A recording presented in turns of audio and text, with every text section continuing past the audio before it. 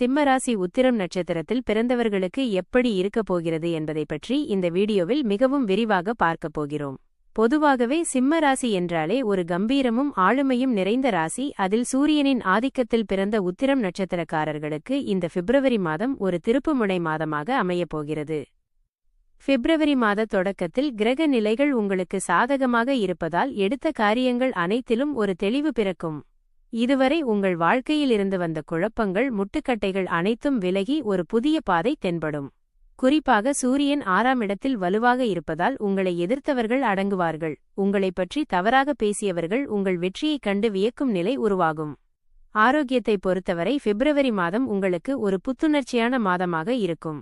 நீண்ட நாள் நோய்கள் குணமாகத் தொடங்கும். மனதில் இருந்த தேவையற்ற பயம் நீங்கி ஒருவித தைரியம் குடியேறும். உத்தியோகத்தில் இருப்பவர்களுக்கு இது மிகவும் முக்கியமான காலகட்டம். உங்கள் திறமைக்கு ஏற்ற ஊதிய உயர்வு அல்லது பதவி உயர்வு தொடர்பான நல்ல செய்திகள் பிப்ரவரி 2வது வாரத்தில் கிடைக்க வாய்ப்புள்ளது. சக ஊழியர்களிடம் மட்டும் ரகசியங்களை பகிர்ந்து கொள்வதை தவிர்ப்பது நல்லது. தொழில் மற்றும் வியாபாரம் செய்பவர்களுக்கு இந்த மாதம் லாபகரமானதாக அமையும். புதிய கிளைகளை தொடங்கவோ அல்லது தொழிலை விரிவுபடுத்தவோ நினைப்பவர்களுக்கு வங்கிக் கடன் போன்ற நிதி உதவிகள் எளிதாக கிடைக்கும். இருப்பினும் கொடுக்கல் வாங்கலில் சற்று எச்சரிக்கையாக இருக்க வேண்டும். பெரிய தொகையை முன்பின் தெரியாதவர்களிடம் ஒப்படைக்க வேண்டாம். குடும்ப வாழ்க்கையை பார்த்தால் கணவன் மனைவியிடையே அந்நியோன்யம் கூடும். ஒருவருக்கொருவர் மனதுவிட்டு பேசுவதன் மூலம் குடும்பத்தில் இருந்த விரிசல்கள் மறையும்.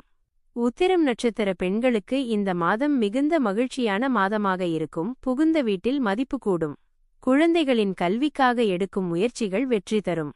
மாணவர்கள் தங்கள் இலக்குகளை அடைய கடினமாக உழைக்க வேண்டியிருக்கும். ஆனால் அந்த உழைப்பிற்கு ஏற்ற பலன் நிச்சயம் உங்கள் கையில் சேரும். குறிப்பாக போட்டித் தேர்வுகளுக்கு தயாராகிக் கொண்டிருப்பவர்களுக்கு இந்த மாதம் ஒரு சாதகமான சூழல் நிலவுகிறது.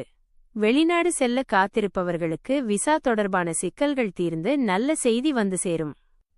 முக்கியமாக இந்த மாதத்தில் உங்கள் அதிர்ஷ்டத்தை இரட்டிப்பாக்கும் ரகசியங்கள் மற்றும் வழிபாட்டு முறைகள் பற்றி பார்த்தோமானால் உத்திரம் நட்சத்திரத்திற்கு அதிபதியே சூரிய பகவான்தான். அதனால் தினமும் சூரிய உதயத்தின் போது ஆதித்ய ஹிருதயம் பாராயணம் செய்வது உங்கள் உடலில் ஒரு புதிய ஆற்றலை உருவாக்கும். ஞாயிற்றுக்கிழமைகளில் சிவபெருமானுக்கு வில்வ இலைகளால் அர்ச்சனை செய்வதும் பசுமாட்டிற்கு கோதுமையால் ஆன உணவுகளை வழங்குவதும் உங்களுக்கு இருக்கும் தடைகளை உடைத்து வெற்றியை தேடித்தரும். குறிப்பாக பொருளாதார நெருக்கடியில் இருப்பவர்கள் இந்த மாதத்தில் வரும் வளர்பிறை பிரதோஷத்தன்று நந்திகேஸ்வரருக்கு அரிசி மாவு காப்பு சாற்றி வழிபட்டால் பணப்புழக்கம் அதிகரிக்கத் தொடங்கும். உங்கள் ஜாதகத்தில் கிரகங்கள் எங்கு இருந்தாலும் இந்த எளிய பரிகாரங்கள் உங்கள் உழைப்பிற்கு பக்கபலமாக நின்று அதிர்ஷ்ட வாய்ப்புகளை உங்கள் கதவை தட்ட வைக்கும். மாதத்தின் பிற்பகுதியில் நீங்கள் சற்று பயணங்களில் கவனம் செலுத்த வேண்டும். தேவையற்ற அலைச்சல்கள் ஏற்படலாம் என்பதால் திட்டமிட்டு பயணங்களை அமைத்துக் கொள்ளுங்கள். பொருளாதார ரீதியாக வரவு எவ்வளவு இருந்தாலும் அதற்கேற்ப செலவுகளும் அணிவகுத்து நிற்கும் என்பதால் சேமிப்பில் கவனம் செலுத்துவது உங்கள் எதிர்காலத்திற்கு பெரிய உதவியாக இருக்கும்.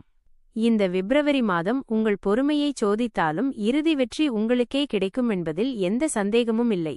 உங்கள் ராசிநாதனான சூரியனின் அருளால் நினைத்த காரியங்கள் கைகூடும் ஒரு பொற்காலமாக இது அமையும்.